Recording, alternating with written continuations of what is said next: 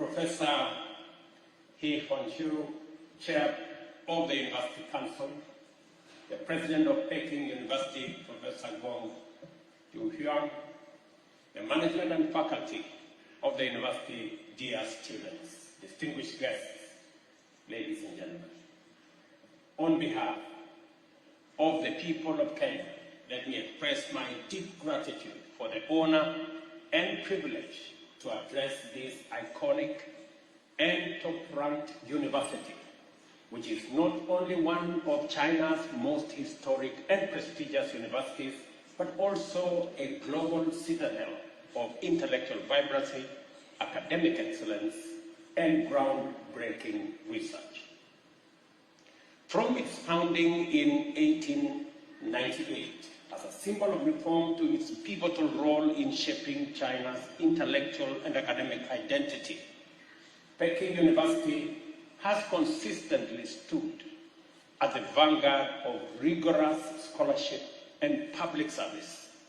I commend your leadership, faculty, and the entire community for cultivating a world-class institution that fosters mutual understanding, talent development, and knowledge sharing between China and the world.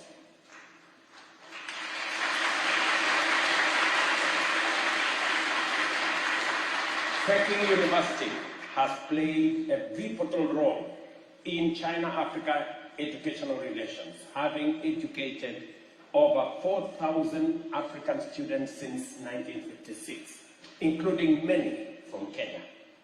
We are proud of our academic collaboration, including the partnership with Kenyatta University in literature and cultural studies. These exchanges and the scholarships you provide are building lifelong people-to-people bonds and transforming lives in very tangible ways. Indeed, education is a pillar of our diplomatic partnership. As Kenya, and as we deepen our focus on science, technology, and innovation, we welcome further partnerships with Chinese institutions, particularly in STEM fields, that is, artificial intelligence, biotechnology, and the creative economy. Kenya's Silicon Savannah is established at Concert Technopolis, and our upcoming National Artificial Intelligence Strategy offers a unique platform for cutting-edge collaboration between Kenya and China. Ladies and gentlemen, we gather at a time of profound and accelerated global change. From regional conflicts, economic shocks, and climate disruption, to cyber insecurity and demographic shifts, the challenges we face today are complex, interconnected, and urgent. But within these challenges are opportunities. Opportunities for renewed partnership, bold thinking, and reimagined global architecture. Africa and China have emerged as pivotal partners in this shifting landscape, bound by history, powered by mutual interest, and grounded in a shared future. 2 days after Kenya gained independence, in December 1963, China opened its embassy in Nairobi, becoming the 4th country to do so. Our ties have only deepened since, culminating in the establishment of a comprehensive strategic cooperative partnership in 2017. China is now sub-Saharan Africa's largest trading partner and Kenya's largest overall. We export tea, coffee, flowers, and more. And I trust many of you may have enjoyed a cup of Kenyan tea or coffee, or a bouquet of fresh flowers or roses from Kenya. Over 3,000 Chinese companies operate in Africa, 500 of them in Kenya, most from the private sector. our cooperation under the Belt and Road Initiative has delivered flagship infrastructure projects including roads, ports, and the standard gauge railway infrastructure that is reshaping national connectivity and regional integration. But even as we celebrate these achievements, we must confront a sobering truth. The post-war multilateral system is broken, dysfunctional, and no longer fit for purpose. And the escalating trade tariff war may be its final death blow.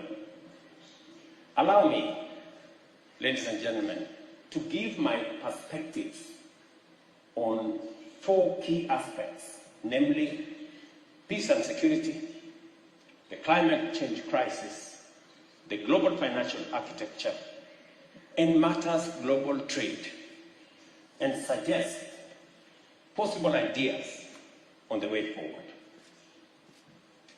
On the United Nations and the UN Security Council, no other circumstance other than the post-war situation would have made the current structure of the UN, and more particularly, the UN Security Council, and that is the 5 permanent members with individual powers, an acceptable peace and security architecture.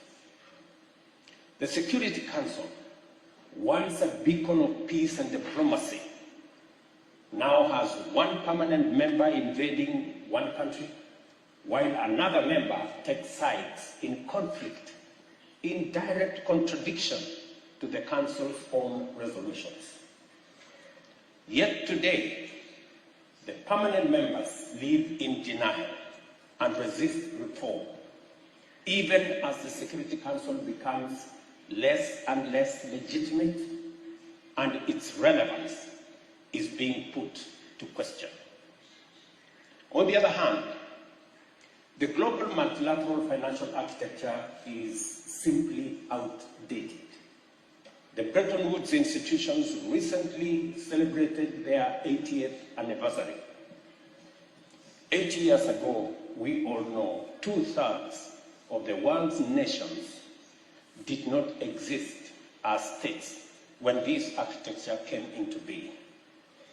The IMF was established to buttress the gold standard, fixed exchange rate system, a system that collapsed 50 years ago.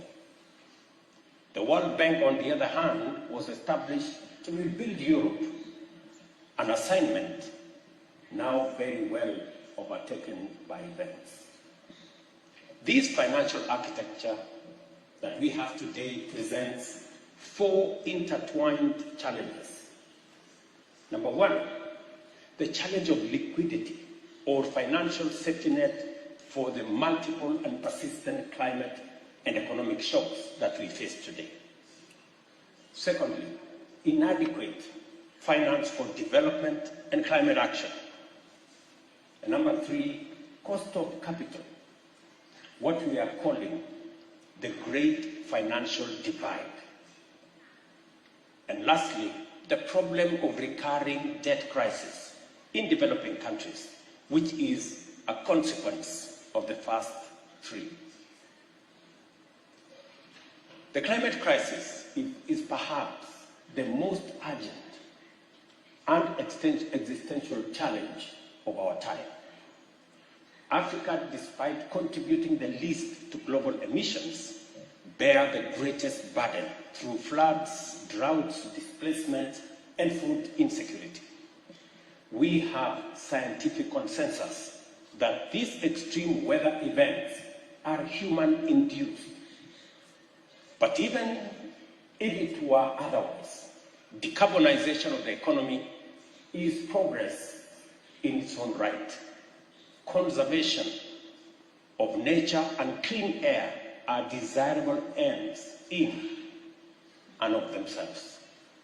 But 30 COP conferences later, national interests continue to stand in the way of global collective action, notwithstanding the fact that the atmosphere has no national boundaries. we continue, in my opinion, to play dice with nature. When the World Trade Organization was mooted in 1945, world trade consisted primarily of goods. The wealthy industrial countries exported manufactured goods, while the less developed countries exported primary products and raw materials. But today, the world of trade has changed dramatically.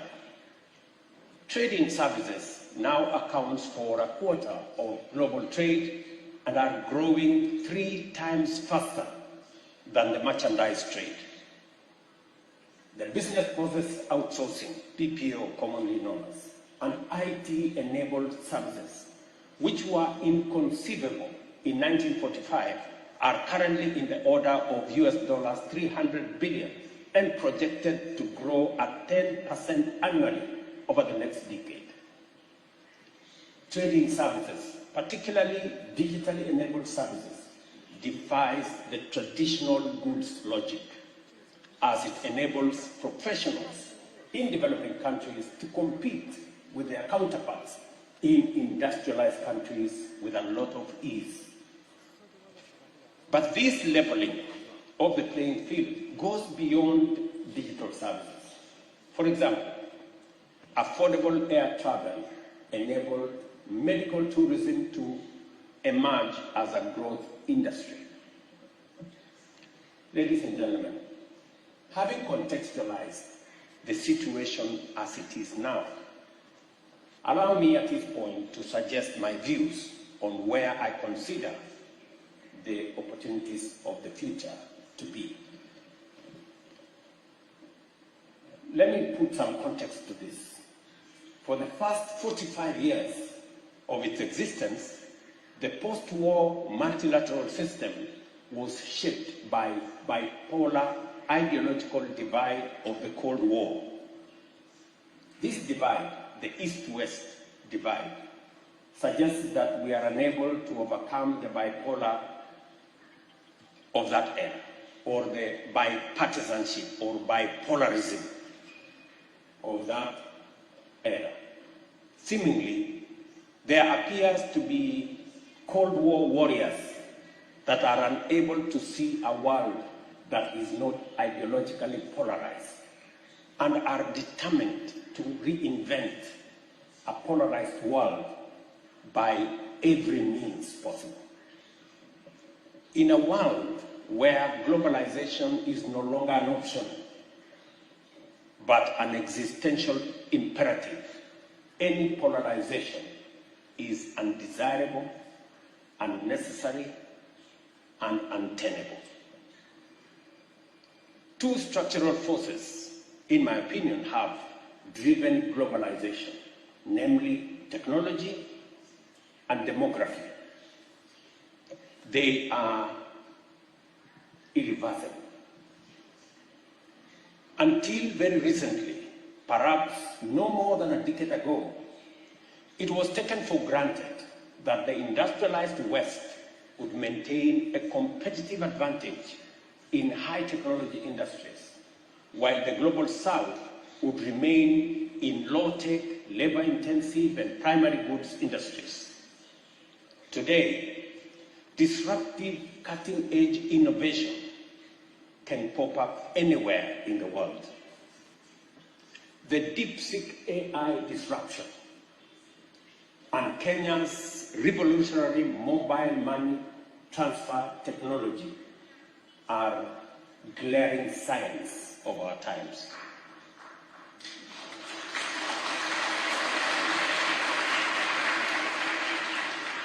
Additionally, there is a saying that demography is destiny. Economic development cannot be divorced from demographics. It is people who produce, and it is people who consume or provide a market. At the dawn of African independence in 1960, the combined population of the US and the European Union at 520 million was double that of Africa at 260 million. 6 decades on, it is the opposite or the reverse. Africa's population of 1.5 billion is now double the combined US-EU population of 800 million. The demographic dynamic has an inevitability about it. Aging societies would want to reverse the trend, but there is very little they can do about it. So, inevitably, capital will have to flow to where the workforce is. At 19, Africa's median age is less than half of Europe and comparable to China's median age in the mid-70s. By 2050, Africa will account for a quarter of the world's workforce, the same proportion for China today. Let me tell you this. If the first half of this century belongs to China, the second half of this century belongs to Africa.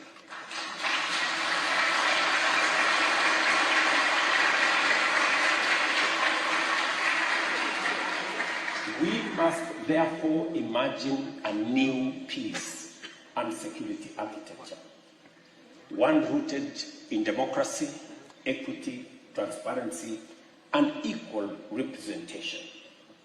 It is my view that the security architecture of the world should be representative of the 5 continental blocks, that is the Americas, Europe, Asia Pacific, and Africa and Middle East, with equal representation for each of the regions. Seeing as Europe already has 3 members, France, the UK, and Russia, it seems reasonable to all of us that the membership for each region be set at 3,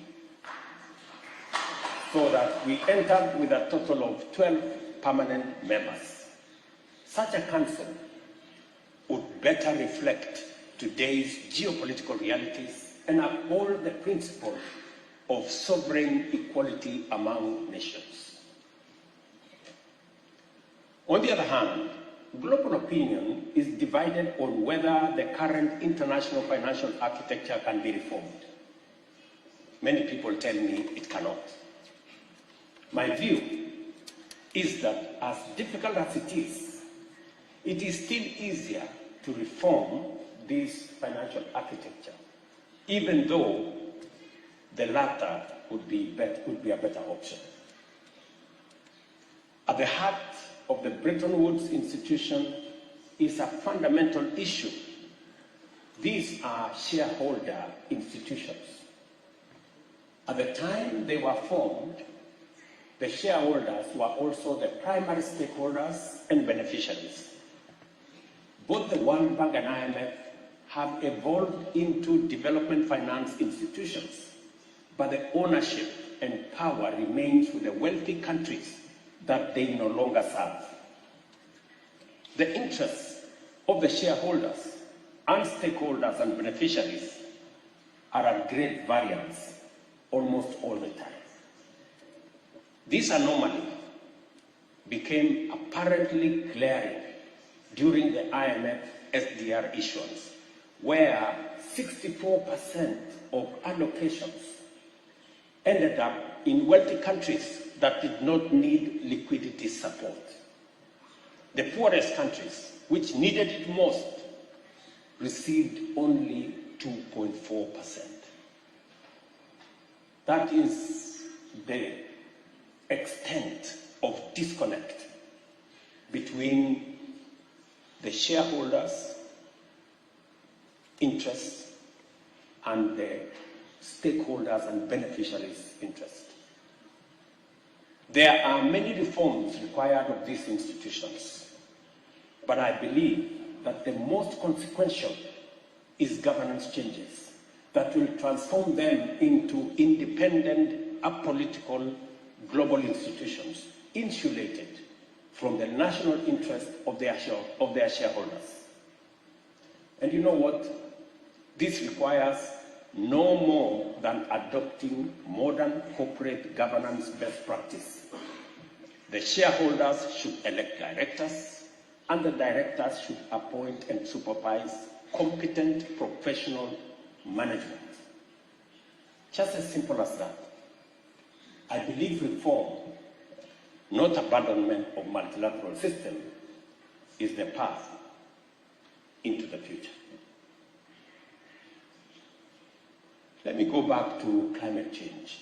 The inaugural Africa Climate Summit held in Nairobi in September 2023 resolved, and I quote, to urge world leaders to rally behind the proposal for a global carbon taxation regime, including a carbon tax on fossil fuel trade, maritime transport, and aviation, end of quote. This principle is accepted at the national level and is implemented through carbon taxes, subsidies to green energy, and national emissions trading systems. Yet, we continue to resist taking this to its logical conclusion, that is, having a global carbon taxation regime. However, I take note that recently, in fact, earlier last month, the International Maritime Organization adopted a global emissions tax, meaning that this reality is beginning to dawn, that that is the way to the future. Kenya, on the other hand, generates 90% of its electricity from renewables and has enshrined climate adaptation in law. Nairobi is now home to the second headquarters of the Global Center on Adaptation, the first global institution co-located in both the Global North and Global South. I wish to commend China for its leadership in renewable energy technologies, particularly in solar power and electric vehicles.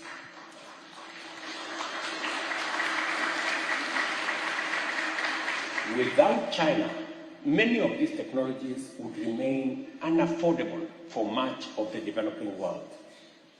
Today, solar panels, e-bikes, and electric buses are commonplace in African towns. This is what meaningful South-to-South cooperation should look like. Ladies and gentlemen, as the world's trade system evolves, we must update our assumptions. While the language of international trade is framed on issues of trade between countries, much of trade now occurs within international supply chains of global cooperations. Actual trade flows are captured in export and import data, provide a very limited, maybe even distorted view of international trade. Let me share one perspective. Apple Corporation reported US dollars 391 billion sales in 2024, of which America's contribution of US dollars 167 billion, while the rest of the world contributed 224 billion of that 391 billion. In effect, more than 2/3 of its market is outside the United States. Nike, another example, reported sales of 49 billion US dollars, 21 billion in North America, and 28 billion from the rest of the world. By and large, America's global corporations generate between half and 2/3 of their business abroad. The question we have to ask is, how is this value distributed? When Levi's or Calvin Klein jeans are stitched in Kenya or Cambodia, then sold in China or India, with the profits accruing to the Global North Corporation, which share of the value is global trade and which is not? It's a question I hope some of the students in this university will explore.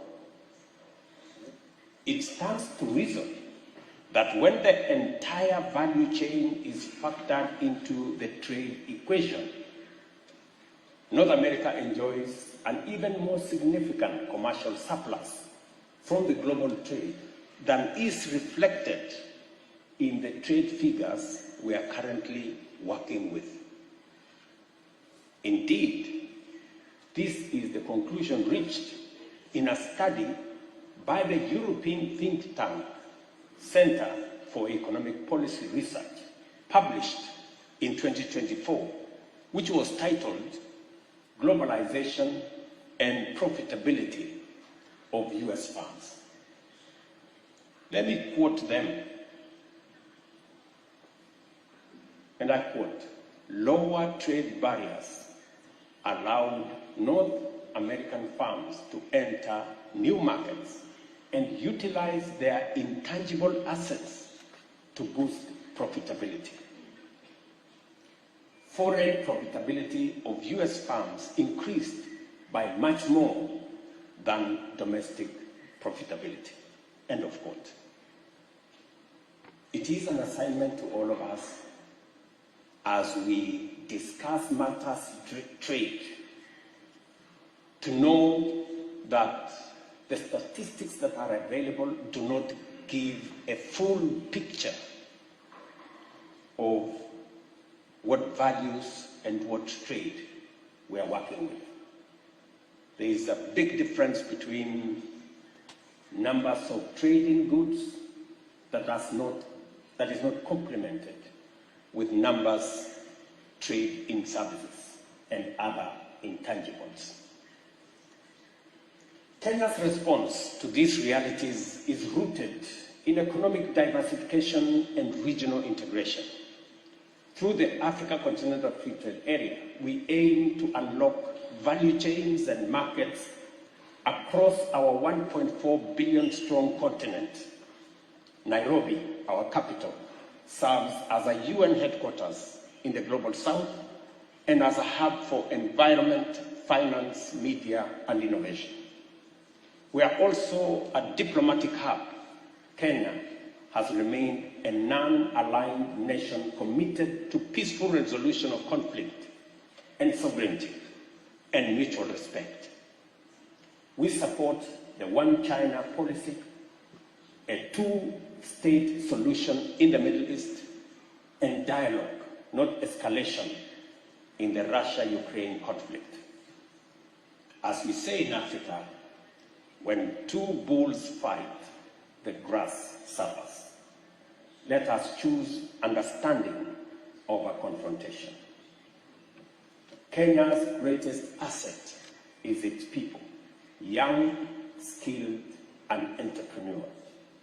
Over 80% of our population is under 35, and we are building institutions and ecosystems that will harness this demographic advantage through education reform, digital innovation, and youth entrepreneurship. Initiatives like our Silicon Savannah at Concert Technopolis and our Big Five University Research Cluster are also attracting global partnership. Peking University can play a pivotal role in this future. We encourage deeper cooperation through scholarships, artificial intelligence research, innovation labs, and student exchanges.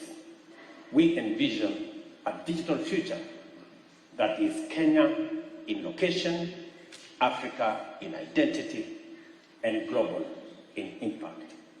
Ladies and gentlemen, Kenya and China are not merely trade partners. We are co-architects of a new world order, one that is fair, inclusive, and sustainable. Let us measure our success not in GDP growth or trade volumes, but in how many lives we uplift, how many futures we secure, and how much dignity we restore.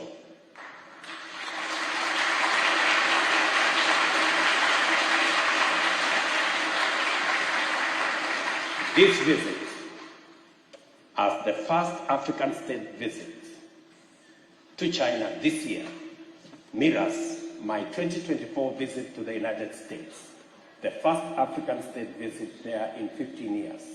Perhaps, symbolically, Kenya can serve as a bridge between East and West, North and South, in an era of deepening geopolitical tensions. Let this be our shared legacy that China and Africa, through trust, vision, and partnership, helped build the foundation for a 21st century multilateralism that serves all humanity. I thank you.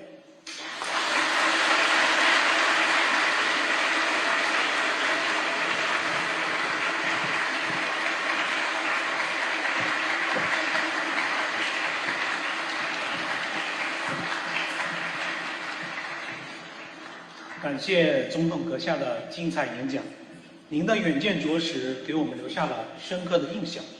您关于非洲可持续发展道路的分享，以及对当前国际形势下非洲国家国际合作前景的展望，为我们提供了极具启发性的新视角。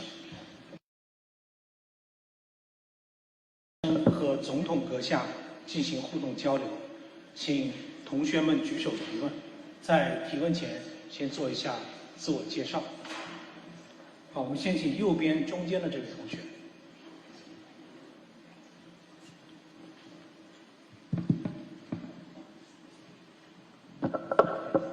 Good morning, Mr. President. I'm Zhang Yang. I'm a PhD student at National School of Development. Thank you for the enlightening speech. I have learned a lot.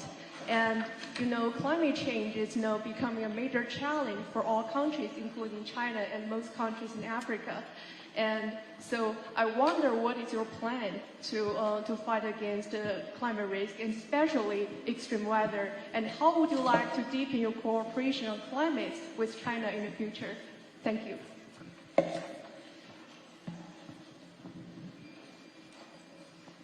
Thank you very much.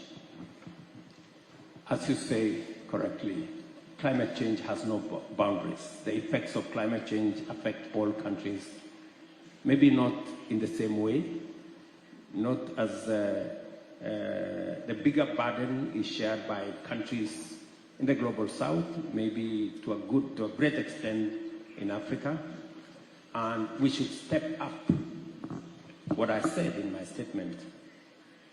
The current international financial architecture do not have the requisite resources to finance development and climate action. And that is why it is our belief that there is need for reform of the international financial architecture to be in tandem and to synchronize the international financial architecture with the realities of today, that we have serious shocks that come as a result of climate change, droughts, floods that result in serious devastation in many parts of the world, and there is no adequate resources to be able to mitigate the effects of serious climate effects on countries, especially those in the global south. And therefore, it is our push, and we're very happy that we are making progress to the realization that there is need to have a financial architecture that is sensitive and responsive to the realities of the moment.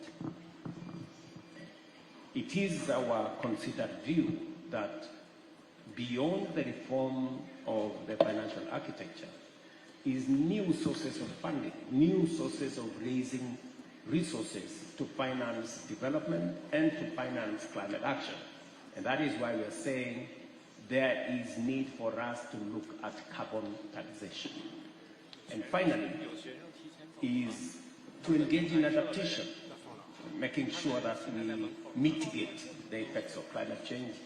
It is the reason why we're working with China and other partners in climate action, and the contribution of China in the fields that I have said, in generation that is generation of energy, that is clean energy using solar panels, the reduction of use of carbon footprint using e-vehicles is a significant contribution towards managing the effects of climate change, and therefore the partnership between Africa and Kenya, for that matter, and China is significant in both mitigating the effects of climate change, raising the necessary resources, and making sure that we engage in adaptation all the way to managing the environment.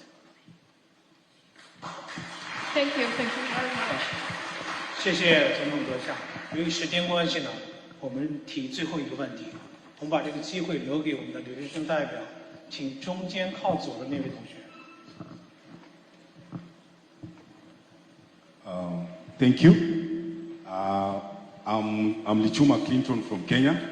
I'm a beneficiary of China-Kenya bilateral ties. I have a scholarship through the UTA party and the CPP party. I got a scholarship from MOFCOM, and I'm doing masters in public policy ending in July. My question is, what are African leaders doing in terms of reverting, because we are more dependent on resource-dependent economies rather than knowledge-based economies? And how are African leaders going to negotiate with international partners for better, equitable, and mutual benefits for both parties? Thank you. Thank you very much. You're right, and I spoke in my statement, if you followed my statement, the knowledge economy, the economy, the future of trade is not necessarily going to be trade in goods or products. The future is going to be trade in services. That is where growth is significant. And trade in services means that we invest in people, we invest in education, we invest in training. It is the reason why Kenya spends 30% of our national budget in education and training. We spend $5 billion every year in education because the future is in people and trading services. It is also the reason why, working with friends from all continents, we are expanding our footprint on fiber optic to be able to do more on digital jobs, digital commerce, because that's where the future lies. And so even as we look into the future, we are making ourselves competitive by investing in the areas that have growth going into the future. That's number one. Number two, we are also reforming our institutions. For example, the Africa Union is being reformed so that we can better negotiate, we can improve our tools of negotiation with other parts of the world, so that even if it is trading goods or even trading services, we can negotiate better if we build the muscle to act together. It is also the reason why there is the South-to-South cooperation that brings into the equation the relationship between Africa and China and Asia and others, so that we can better negotiate ourselves into business, into opportunities, into the future, and also insulate ourselves from unilateral action from others who may want to take advantage of the muscle that they have. So this whole building of coalitions that would help improve our position of trade, of investment, are the two sides of what we are doing. We are investing in our people so that we create advantages for the future, especially in the areas of trade, in services and other spaces, and especially as we look into the future. Africa is going to have a quarter of the world's workforce by 2050. That gives us advantage, and we need to make sure that we sharpen that workforce, we make it fit for purpose, so that we can take full advantage of that workforce the way China has taken in half of this century. We intend to prepare ourselves to take over the advantage in the next half of this century. Thank you very much.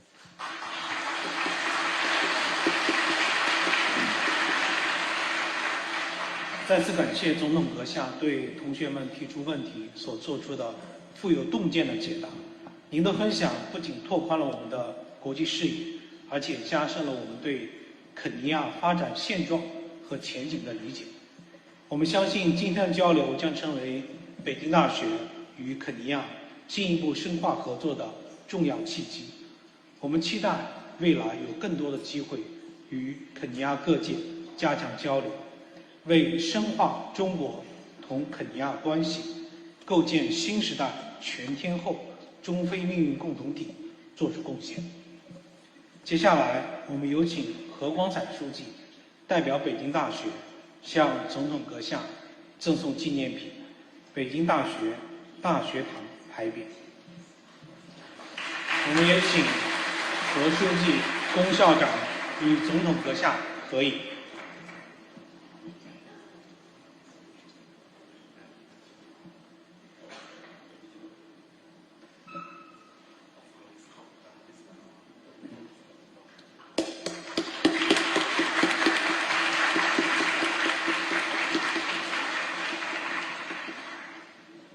尊敬的各位来宾、老师们、同学们。